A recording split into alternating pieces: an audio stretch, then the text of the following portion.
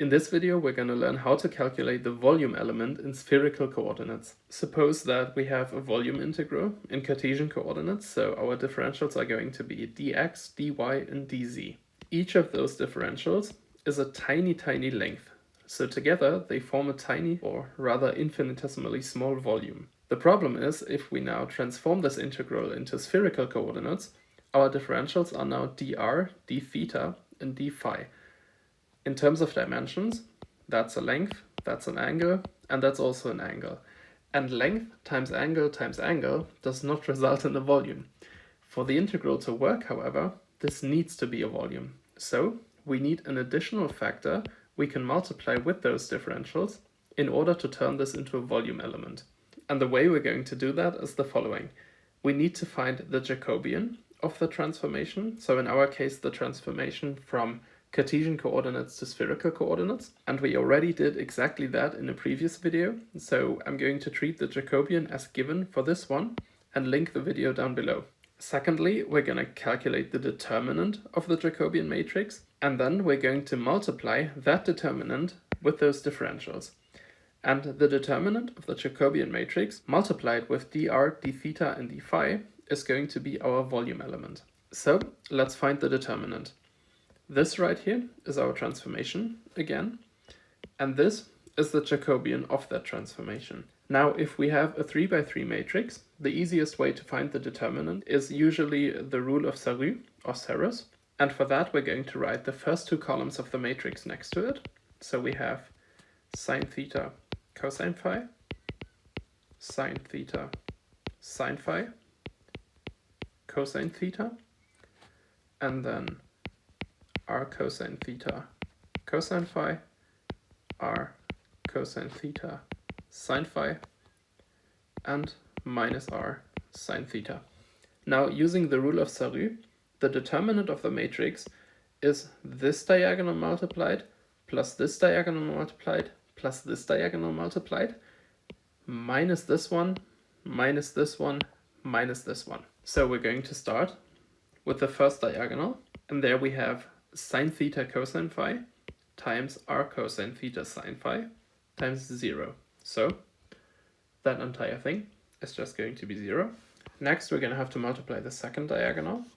So this one, that gives us r cosine theta cosine phi times r sine theta cosine phi times cosine theta plus, now we're going to multiply the third diagonal, which is this one. Here we have a minus sign here and another minus sign here. So those two cancel and it remains positive. So we get r sine theta sine phi times sine theta sine phi times r sine theta. And now we're going to have to subtract the other three diagonals in the opposite direction. So we're going to start with this one right here, which has a negative sign, and if we subtract something negative, it's going to turn positive. So we get plus cosine theta times r cosine theta sine phi times r sine theta sine phi. The second diagonal in the opposite direction is this one right here, and here's a minus sign as well. So if we subtract that, it's going to be positive, and we get r sine theta times r sine theta cosine phi times sine theta cosine phi. The third diagonal in that direction contains a 0, so multiplying anything with 0 is just 0, so we don't need to take that one into account.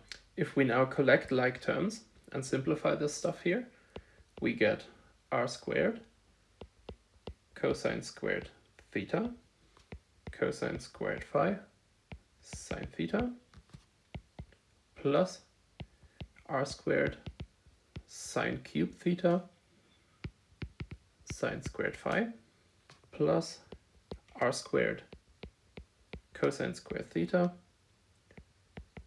sine squared phi sine theta plus r squared sine cubed theta cosine squared phi. If we take a closer look at these expressions, we can see that there's r squared cosine squared theta sine theta here, and there's r squared cosine squared theta sine theta here. So those are common factors we can factor out. The other two expressions have r squared sine cubed theta as a common factor. So if we now start with the ones I marked as orange and factor out the common factor, so r squared cosine squared sine theta, the only thing left in the brackets is going to be sine squared phi plus cosine squared phi. And for the green stuff, we get r squared sine cubed theta as a common factor, and in the brackets, sine squared phi plus cosine squared phi. The neat thing about this expression is that there's a trigonometric identity that says sine squared of something plus cosine squared of the same thing is 1. So this entire bracket turns into 1, and this bracket turns into 1. So the only thing that remains is r squared cosine squared theta sine theta plus r squared sine cubed theta. In order to simplify this one, we can use a little trick, because sine cubed is the same thing as sine squared times sine. That's what we're going to do. So we're just going to copy the first expression first, cosine squared theta sine theta plus r squared sine squared theta times sine theta. The reason we did that is because we now have r squared sine theta as a common factor between both terms. So let's factor those out again. R squared sine theta, and the only thing left in the brackets is going to be sine squared theta plus cosine squared theta, which is 1. So the determinant is going to be r squared sine theta. So that is the factor we need to plug into this integral right here. So r squared sine theta, and that means the volume element in spherical coordinates is r squared sine theta dr d theta d phi. I really hope you found this video helpful. If yes, please consider sharing it with your grandma and making her subscribe to my channel. Thank you so much for watching, and see you in the next one.